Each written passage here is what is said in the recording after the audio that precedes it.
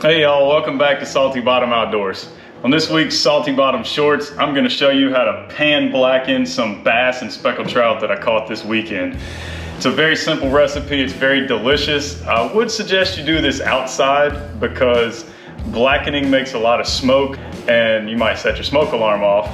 So I prefer to do it outside, but that's up to you. You will need a cast iron skillet or at the very least a very thick pan. The little thin non-stick pans, they don't work very well. Trust me, get yourself a decent quality pan if you're gonna try this recipe.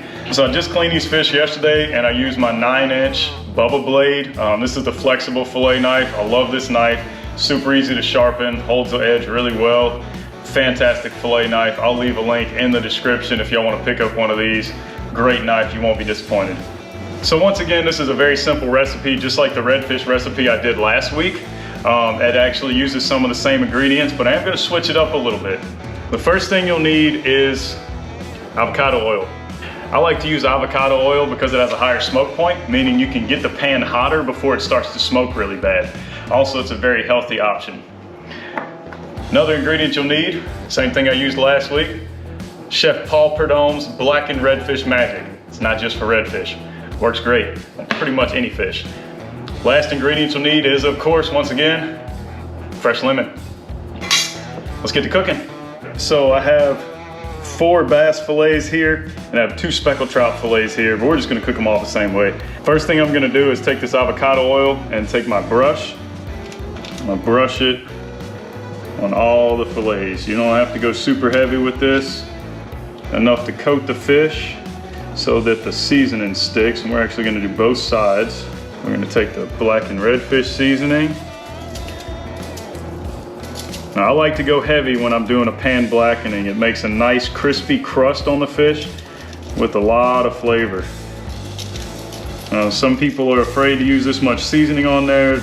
This is actually very low in salt because it's designed to be put on very heavily. So then we're gonna flip the fillets over.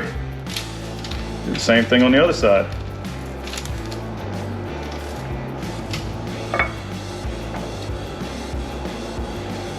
Once again, brush it on all the fillets, just like that.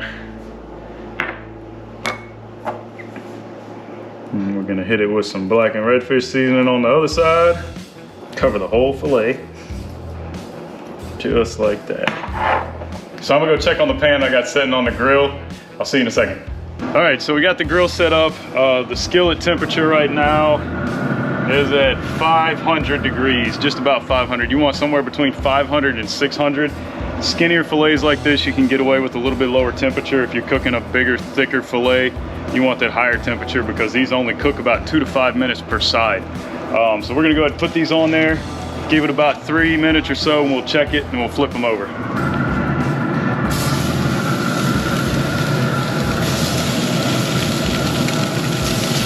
Oh, that smells really good already.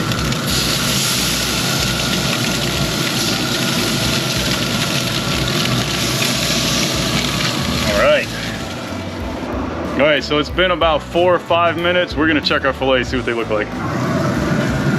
All right, you see how it's starting to get white around the edges there? It's about time to flip them.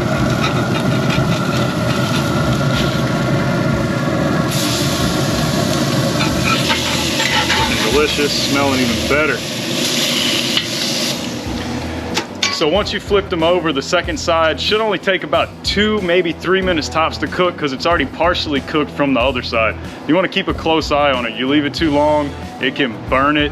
Blackening is not burning. So there's a difference. Trust me, I've burnt them before, it doesn't taste as good. So we'll give it about 2 minutes, we'll check them and they should be ready to go. All right, so it's been a couple of minutes. These fish are ready to come off, so we're gonna try to get them off in mostly one piece.